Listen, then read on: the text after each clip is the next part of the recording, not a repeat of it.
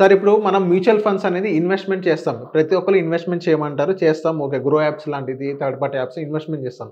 ఒకవేళ ఆ యాప్స్ అనేది దివాలా తీస్తే మా పరిస్థితి ఏంటి? Second option. అండ్ డిస్ట్రిబ్యూటర్ దగ్గర కూడా మనం ఇన్వెస్ట్‌మెంట్ చేస్తాం. డిస్ట్రిబ్యూటర్ చేతులు ఎత్తేస్తే ఈ సిట్యుయేషన్స్ ఏం చేయాలి? ఓకే. సో బేసిక్‌గా అందరూ ఏదో ఒక యాప్‌నే సరే ఇన్వెస్ట్ చేయడానికి ఒక ప్లాట్‌ఫామ్ కావాలి. అంతే. అది గ్రో అవ్వచ్చు, ఈటీ మనీ అవ్వచ్చు, జీరోదా బై కాయిన్ అవ్వచ్చు, పేటీఎం అవ్వచ్చు, ఫోన్‌పే అవ్వచ్చు, ఎక్స్‌వైజెడ్ అవ్వచ్చు, ఏదన్నా కానియండి. సో బేసిక్‌గా మనం అర్థం చేసుకోవాల్సిన పాయింట్ ఏంటి అనంటే మీరు మ్యూచువల్ ఫండ్స్‌లో ఏదైతే ఒక ప్లాట్‌ఫామ్ ఒక వ్యక్తి త్రూ పెడుతున్నప్పుడు మీరు పెట్టుబడి పెట్టేది ఆ వ్యక్తి దగ్గరో, ఆ ప్లాట్‌ఫామ్ దగ్గర కాదు. ఫస్ట్ ఈ విషయం అర్థం చేసుకోవాలి. ఈ మ్యూచువల్ ఫండ్ అనే కంపెనీ బేసిక్‌గా దాని కంపెనీ అంటకూడదు. దాని ట్రస్ట్ ఫార్మేషన్ అని చెప్పాలి. ఒక స్పాన్సరర్ ఉంటాడు. ఆ స్పాన్సరర్ ఏం చేస్తారు? ట్రస్టీస్‌ని ఏర్పాటు చేసి ఒక ట్రస్ట్‌ని ఫార్మ్ చేస్తారు. ఆ ట్రస్ట్‌ని ఫార్మ్ చేసిన తర్వాత అందులో ఫండ్ మేనేజర్స్‌ని రిక్రూట్ చేస్తారు. రీసెర్చ్ టీమ్‌ని రిక్రూట్ చేస్తారు. ఇవన్నీ జరుగుతూ ఉంటాయి.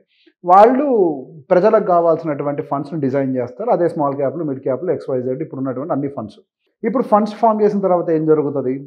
ఎన్ఎఫ్ఓ కింద లాంచ్ చేస్తారు. ఎన్ఎఫ్ఓ కింద లాంచ్ చేసినప్పుడు మనం ₹10 చొప్పున యూనిట్‌ని కొనుక్కుంటూ ఉంటాం. ఈ డబ్బులన్నీ వాళ్ళ దగ్గరికి వెళ్తాయి. మనం ఏమనుకుంటాం? అరే డబ్బులన్నీ తీసుకెళ్ళి మనం పలానా ఐసీఐసీ మ్యూచువల్ ఫండ్‌లో పెట్టుబడి పెట్టాం, పలానా ఎస్బీఐ మ్యూచువల్ ఫండ్‌లో పెట్టుబడి పెట్టారు అనుకుంటాం. ప్రాక్టికల్‌గా మనం పెట్టుబడి పెట్టేది అక్కడ ఎస్బీఐ మ్యూచువల్ ఫండ్‌లోనో, ఐసీఐసీ మ్యూచువల్ ఫండ్‌లోనో, ఎక్స్‌వైజెడ్ మ్యూచువల్ ఫండ్‌లోనో కాదు. వాళ్ళు డిజైన్ చేసినటువంటి ఒక స్కీమ్‌లో డబ్బులు పెట్టాం. ఆ స్కీమ్ ఏం చేస్తది? అది ఇంపార్టెంట్ ఫస్ట్. ఆ స్కీమ్ వెళ్ళి స్టాక్స్ కొంటది. ఆ స్టాక్స్ ఎవరి దగ్గర ఉంటాయి? వీళ్ళ దగ్గర ఉండవు మళ్ళీ. అవి కస్టోడియన్స్ దగ్గర ఉంటాయి. ఓకే. సో ఇక్కడ నెక్స్ట్ మనం కొన్నది ఎక్కడి నుంచి కొన్నాం? ఒక గ్రో యాప్, ఈటీ మనీ యాప్ నుంచో కొన్నాం. సో బేసిక్ ఇక్కడ మనం డబ్బులు ట్రాన్సాక్షన్ చేసిన తర్వాత ఆ డబ్బులు ఏఎంసీకి వెళ్తే ఏఎంసీ నుంచి స్టాక్ బయింగ్లోకి వెళ్ళిపోతాయి. ఆ డబ్బులు ఏఎంసీ దగ్గర ఉండవు. ఆ డబ్బులు యాప్స్ దగ్గర కూడా ఉండవు.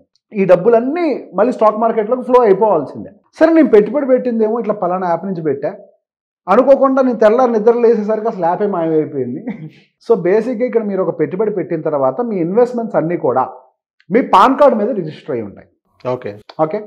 సో మీరు మీ ట్రాన్సాక్షన్స్ కానీ ఏదైనా కానివ్వండి, మనకి ఎంఎఫ్ సెంటర్ అని ఒక వెబ్సైట్ ఉంటుంది. ఎంఎఫ్ సెంటర్ యాప్ ఉంటుంది, వెబ్సైట్ ఉంటుంది. అంటే గవర్నమెంట్ సార్ అది? అది గవర్నమెంట్ ఇది కాదు, మ్యూచువల్ ఫండ్ ఇండస్ట్రీ ఇది. సో ఇక్కడ మనకి క్యాంప్స్, కేఫిన్టెక్, కార్వి అనేవాడు. క్యాంప్స్, కేఫిన్టెక్ ఈ 2 పేర్లు విన్నారు కదా. సో ఈ మ్యూచువల్ ఫండ్స్కి సంబంధించినటువంటి రిజిస్ట్రార్ అండ్ ట్రాన్స్ఫర్ ఏజెంట్స్ వాళ్ళే, ఆర్టీఓస్ అని అంటాం. సో ఇక్కడ మనం ఏ ట్రాన్సాక్షన్ చేసినా కానీ అది క్యాంప్స్ ఆర్ కేఫిన్టెక్ త్రూనే ప్రాసెస్ అవుతుంది. మనం కొనేది కానీ అమ్మేది కానీ దాని త్రూనే అవుతూ ఉంటుంది. మీరు ఎక్కడి నుంచైనా కొనండి. ఏ అనే ఫండ్ గ్రోలో కొనండి, బి అనే ఫండ్ ఈటీ మనీలో కొనండి, సి అనే ఫండ్ పేటీఎంలో కొనండి, డి అనే ఫండ్ రేవంత్ దగ్గర కొనండి, ఈ అనే ఫండ్ ఇంకొకరి దగ్గర కొనండి. అన్నీ వచ్చి అక్కడ ఎంఎఫ్ సెంటర్లో ఉంటాయి. ఓకే.